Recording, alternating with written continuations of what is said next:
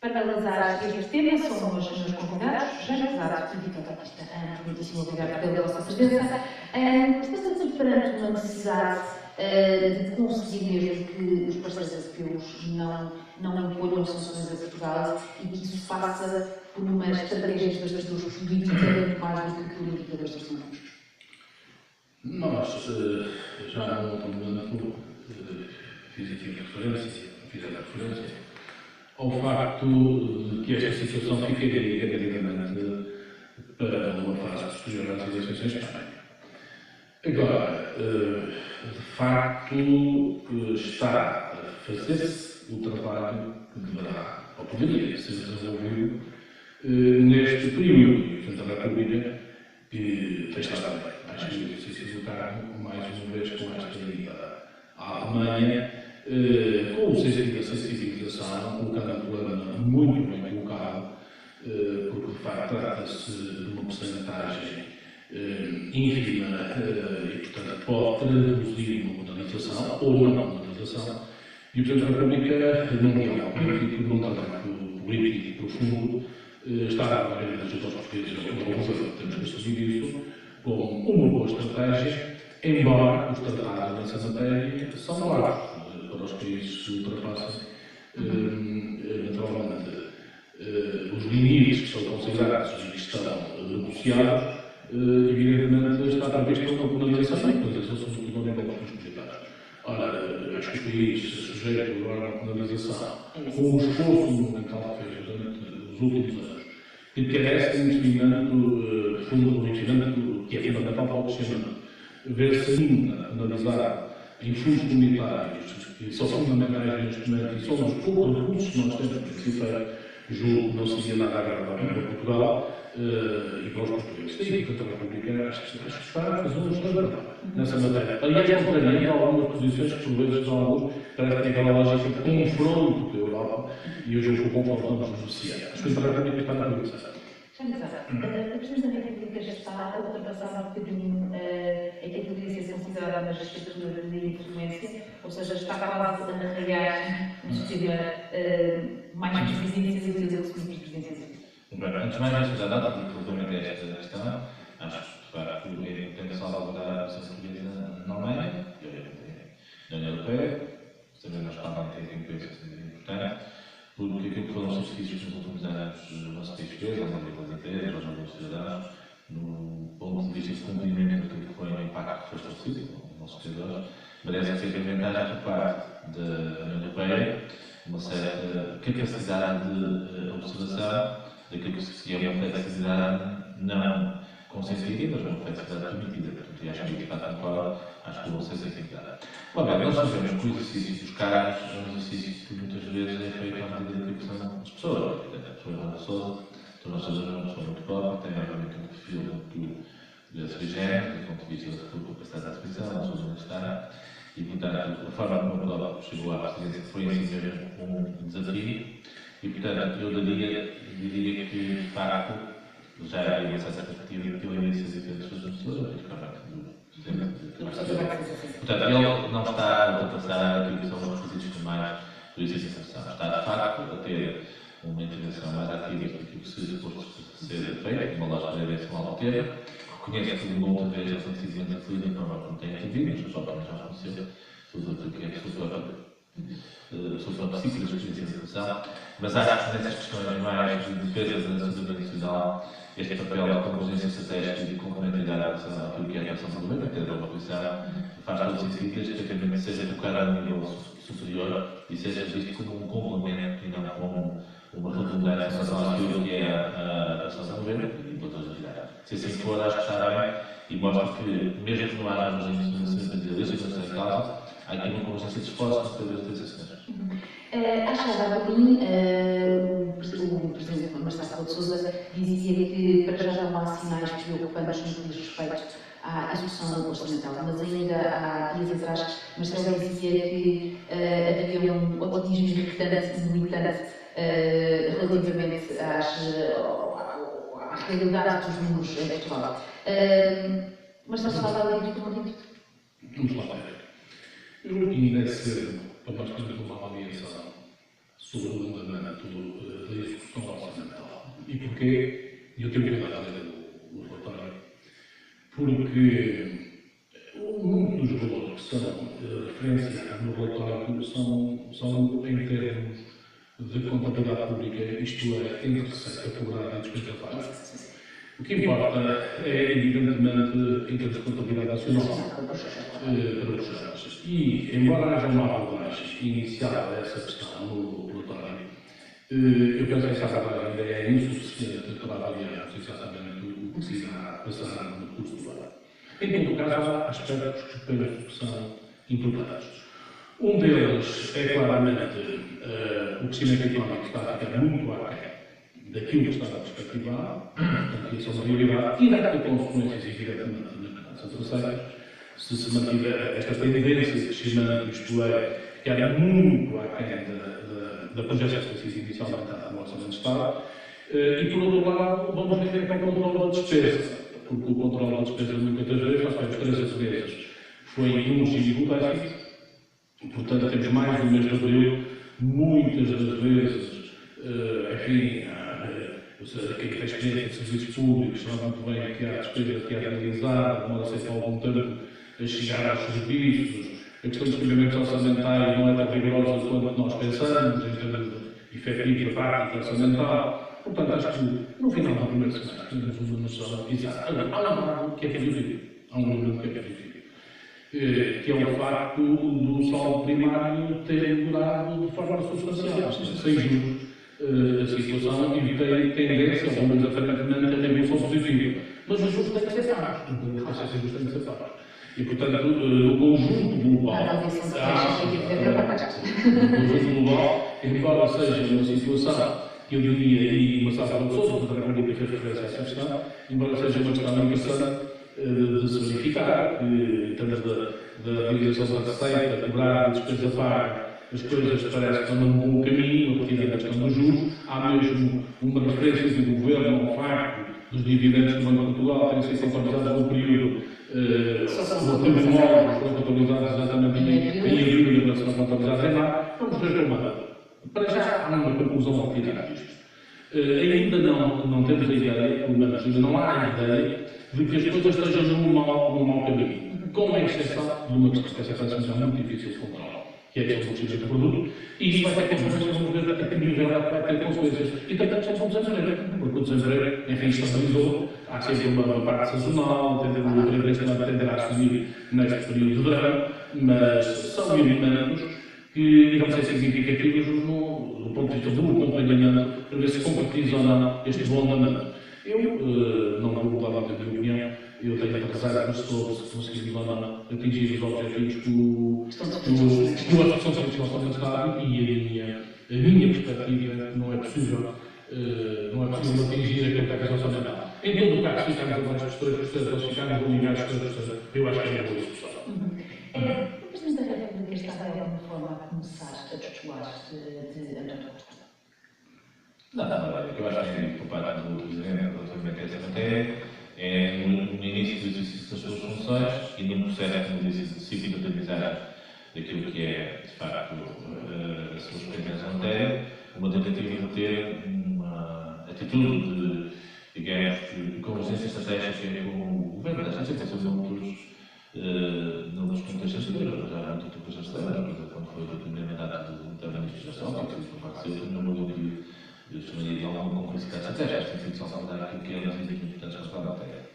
Eu acho que é importante, de facto, a agência de que são competências superiores do país, um trabalho de convergência e complexidade entre essas funções, o poder executivo está centrado no governo, compete ao Presidente nos momentos certos e a concertação com o governo, também com a oposição, e com os próprios stakeholders da área social, a concertação social, trabalhar nessa situação. Agora, é evidente que tem que haver aqui uma vigilância eu chamaria uma vigilância ativa, no sentido de identificar aquilo que são situações do ponto de vista político, do ponto de vista económico, do ponto de vista social e de outros pontos de vista que trabalham para menos bem, como o Presidente tem também esta responsabilidade, como Sucedente responsável da nação, de chamar a atenção para a nação. Aliás, uma das funções que o Presidente tem hoje muito é ser um intermediário inteligente, por muitas vezes, daquilo que são os comportamentos que existem na sociedade da economia e de fazer chegar às populações junto de candidatos. Agora, ele fez isso muito no início E também mais tarde, se calhar mais tarde, foi muito bem deputado, quando fez alguns roteiros, fez algum tipo de trabalho na área, por exemplo, da ligação aos investidores, do que tinha a ver com a diáspora, portanto, de facto, depois foi um trabalho que acabou se criando no Poder Secretário de Secretaria, mas compete de facto ao Presidente em áreas muito específicas e de uma forma relativamente selecionada, identificar as instituições para o país. E depois criar as condições para dar de facto a esses desígnios a sua sequência adequada. Eu acho que é importante nós percebermos, isso é, de facto, nós vivemos um tempo diferente. Cada vez mais o papel de alguns atores novos é relevante, nomeadamente de empreendedores, nomeadamente de classes sociais mais favorecidas, que se organizam até do ponto de vista económico de forma diferente, a questão da economia social, a questão da economia partilhada, a questão da economia circular, como costuma dizer hoje. Nós hoje temos novas formas de organização socioeconómica que estão a despontar. São resultados, às vezes, da crise. São resultados, às vezes, que as pessoas têm muita sociedade alternativa para aquilo que eram formas e modelos passados que deixaram de existir, o trabalho permanente, o trabalho para a vida.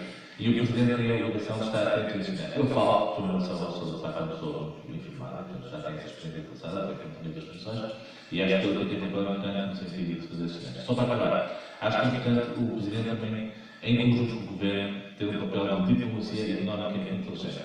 Não substituir o Governo e as agências públicas, como mais sério, ou outro género, naquilo que é um trabalho de apoio ao trabalho das empresas, nas prestações e na captação do investimento, mas realizando aquilo que são ações e opções que devem ser feitas. E acho que a questão da investimento estrangeiro é uma área onde, efetivamente, o poder presidencial pode, também, de uma forma inteligente, sinalizar tendências e criar mecanismos de atração que muitas vezes podem precisar de um input e de um impulso final para que se concretize. Eu estou dentro da EMA, aqui em Portugal há alguns anos, e nós sabemos quanto a integração do teu Primeiro-Ministro, no contexto que foi feito, foi decisivo, porque a CSE resultou e a empresa acabou com Portugal. E são coisas conversas que exigem, muitas vezes, a intervenção mais alta signatários da nação, em primeira mão do Governo, e obviamente do Primeiro-Ministro, e dos Conselheiros, da Cidadania, mas também, em alguns casos, uma intervenção complementar do Presidente pode ser importante e interessante. E tendo em conta os níveis atuais de investimento que temos em Portugal da CE. Nós não temos investimento neste momento, e, portanto, obviamente, ele será uma intervenção complementar. Já, há aqui algum, este foi o trabalho que está, há aqui algum risco de o Presidente falar demais em demasiados assuntos e não ter este papel dos organizados de falar de ser em questões pontuais e realmente importantes? O Presidente, se nós fizermos uma retrospectiva relativamente ao exercício de todas as personalidades portuguesas, sem dúvida nenhuma, que tem, eu diria, um comportamento, uma atitude substancialmente diferente, realmente mais ativo, muito mais interventivo e, sobretudo, fora daqueles momentos delicados, dos momentos de tensão. Nós conhecemos um pouco o Marcelo Rebelo de Sousa, ninguém esperaria que ele fosse um presidente acomodado. E, nesse sentido, eu julgo que isto, de certa forma, se poderia perspectivar uma atitude e uma intervenção ativa como eu tenho vindo a ter. Até ao momento, eu penso que a intervenção tem sido no bom caminho de ajuda, de solidariedade, de estímulo, de aberta consciência de responsabilidade. E eu penso que tem sido um exercício interessantíssimo e deve ser realçado. Agora, até que ponto este tipo de intervenção não irá criar situações dedicadas aos governos, seja este ou qualquer outro que venha a seguir? Bom, vamos ver como é que isto se irá desenvolver, mas eu penso que o Presidente da República não deixará de ter esta forma de estar durante o seu mandato. E, portanto, deixa-me saber desenvolver de outra forma. Eu também penso que os Presidentes da República devem ser mais interventivos.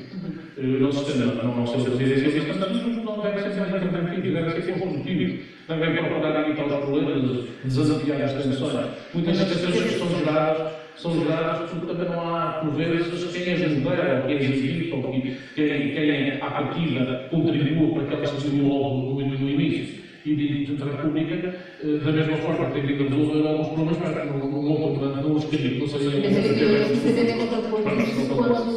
Quando as relações de Marcelo Rebelo de Sousa dizia que esta verdade estava garantida, vamos dizer às autárquicas, isto é claramente introduzido um ruído, obviamente muita gente não tem na cabeça, mas dito pelo Presidente da República, cabe muita intervenção. Acho que há sítios políticos na governação.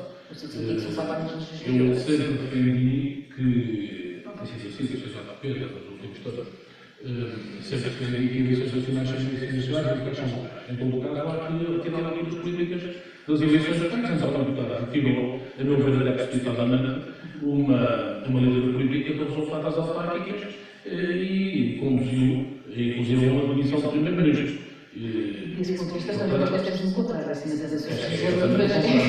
Não primeiro Isto quer dizer que o facto do Presidente da República interpretar como é o sítio político das autárquicas e que o que diz ainda cá em cima da mesa não será só a avaliação autárquica, mas poderá, nessa altura, tirar outra interpretação, outra leitura política do momento no país, é legítimo que não se interessa. Já foi, nós estamos formados na sociedade portuguesa muitas eleições autárquicas a nível nacional. Não podemos agora, ao fim todo este percurso e toda esta experiência, esta atitude, vir ao Presidente da República também essa sua interpretação, que não posso fazer. Eu não tenho.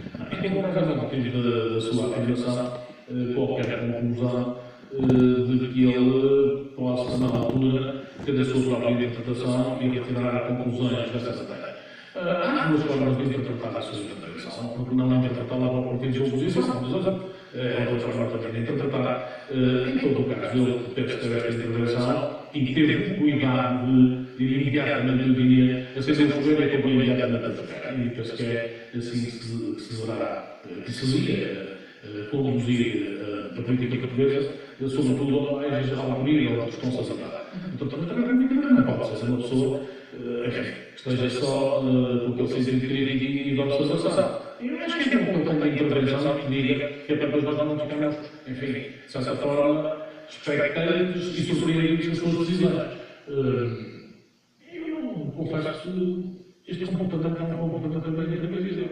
E continuará a ser previsível. Não estou a ver o professor Salvador Sousa, daqui depois desta iniciativa, resguardar-se aqui aos tempos e ficar pelo Palácio de Sousa de Belém a observar detalhes. Não me parece ser isso a sua atitude do Presidente da República. Confesso que não deixará de ser interventivo. E não penso que nós precisamos do Presidente da República interventivo.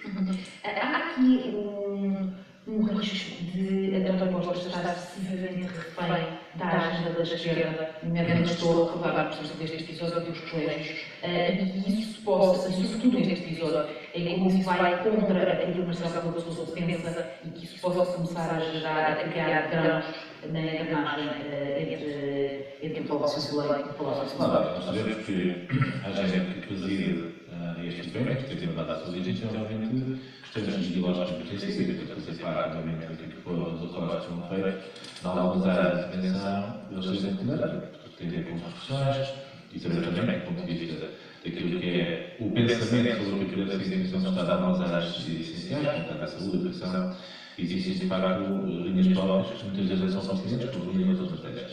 Eu acho que a nossa matéria, basicamente, o tema tem que ser analisado no seu contexto, mas, de facto, desde que seja salvaguardado aquilo que são os mecanismos da sua própria gestão. Os colegas não têm nada muito de pensamento ideológico, também não têm nada muito de racionalidade económica, e penso que aí, de facto, tem que ser preservada também essa dimensão. De facto, eu, por exemplo, sou uma professora da escola pública, a escola pública deve ser salvaguardada, deve ser analisada, existe para isso, mas, atualmente, nos casos que a escola pública não consegue cumprir a sua função, questões de capacidade educacional, questões até muitas vezes de outro tipo de situações associadas, deve-se situações associadas, de facto, a escola privada, é a educação da escola pública de poder responder isso, obviamente, terá que ser equacionada com conscienciamento e tem que ser feito. Mas, naturalmente, que também aqui tem que haver algum consenso na gestão do processo, porque possam ser relações com os ideológicos do atual Presidente da República também, do Governo e dos principais responsáveis sociais do Governo, também aqui penso que o bom caminho se dá no sentido de serem equacionadas as dimensões variáveis associadas ao tema e de se perspectivar aquilo que é uma solução que seja racional. E aí, obviamente, vai ser importante tentar tirar de jogo aquilo que possa ser a discussão extremamente ideológica. Não, obviamente, vai ser fácil, porque sabemos que, nomeadamente pelo lado do Governo, obviamente, tem uma dimensão muito associada àquilo que é o pensamento, sobretudo dos dois partidos mais pequenos que se suportam do governo. Portanto, penso que o consenso saberá poder imperar à medida que as coisas se estão acontecendo. Mais uma vez, respeito àquilo que o Presidente, o papel intermediário, o curador inteligente, no sentido de tentar fazer ver que são dimensões críticas das análises que são essenciais à discussão do problema e que possam levar a uma resolução adequada de menos, separar aquilo que é a ideologia e aquilo que são as dimensões. Através que seja um problema que não vai ser fácil de resolver, mas através também que possa haver aqui um consenso, mas às vezes esperar alguma capacidade de reflexão e aí vai ser importante. Duas questões. O Presidente da República está precisamente capturado pela Igreja Católica neste tema e, ponto 2, considera que de facto há volta atrás ainda na resolução do problema ou se está decidido, está decidido. Não parece que o Presidente da República já está capturado, seja que tem para apresentar.